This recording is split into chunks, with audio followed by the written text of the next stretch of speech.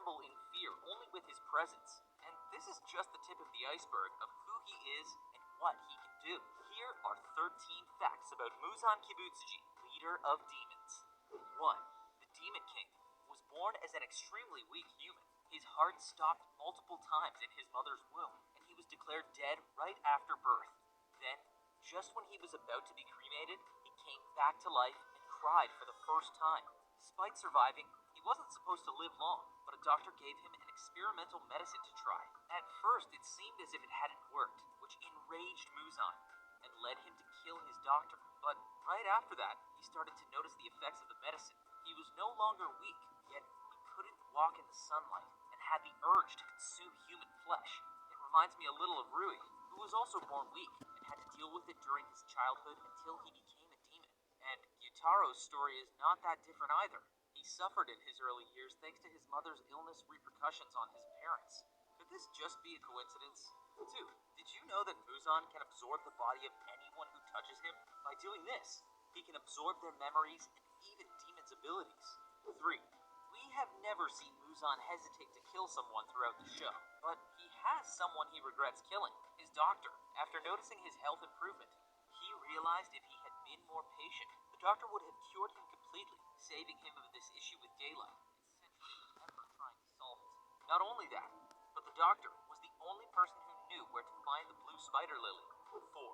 Now, you may wonder, what is the blue spider lily, and why is Muzan so obsessed about a flower? Well, it is the flower that the doctor used in his experimental medicine, and it seems that if he gets more of it, he will be able to walk freely under the sun. 5. His obsession with being immune to sunlight comes from his human past life, which made him develop a strong fear of death and illness. Currently, the sun is his only weakness, and that's why he wants to get rid of it. He's not looking for world domination or anything like that. He really just wants to be perfect and immortal. We can easily notice his fear in the first season in the alley in Asakusa. A drunk guy and his friends started mocking Muzan about how pale and close to death he looked. He didn't think twice about killing the drunk guy and his brother once the former referred to his dead-like appearance. He then gave the drunk guy's girlfriend a speech about how he can't be further from death, and that, on the contrary, he is getting closer to perfection.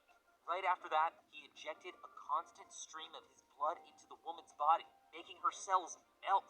So, yeah, you can tell he is slightly annoyed by the idea of sickness and death. 6. Muzan is the only one truly capable of turning a human into a demon, and the reason he turns them is actually linked to his urge to overcome the sun. It all began as his shot in the dark to create by chance a demon immune to sunlight that he could devour and gain this ability from, making him truly immortal and basically invincible.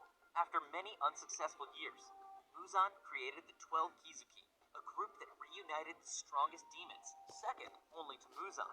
He gave these 12 demons 2 main missions.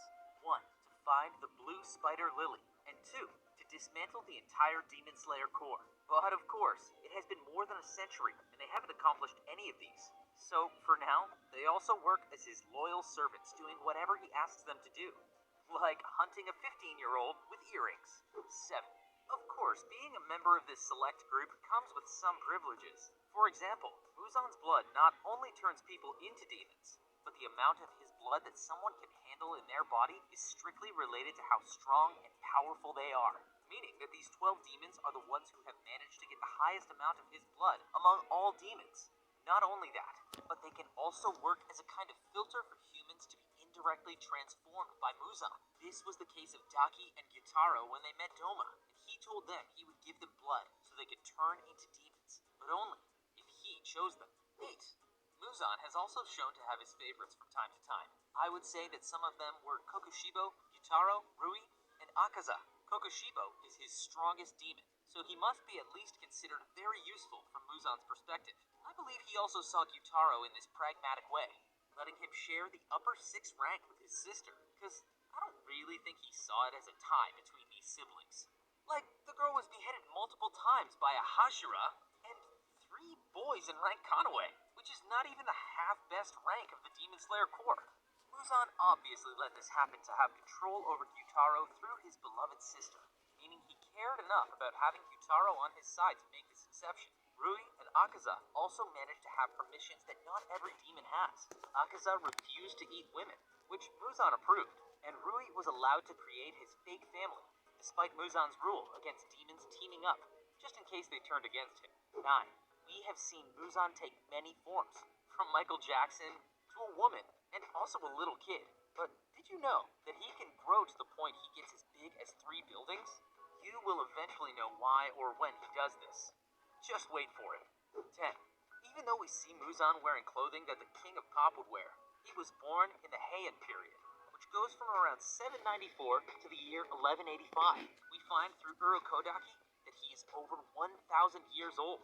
And considering that the show takes place in the Taisho era, which is between 1912 and 1926, Muzan had to be born at least in the 9th century. 11.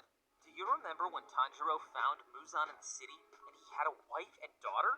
He became this woman's boyfriend after killing her husband. At first, he considered pretending to be him, but then he chose not to, since it would be weird if her husband suddenly decided to avoid sunlight at all costs. So, he just presented himself as someone else and became her busy boyfriend, who could only be with her by night.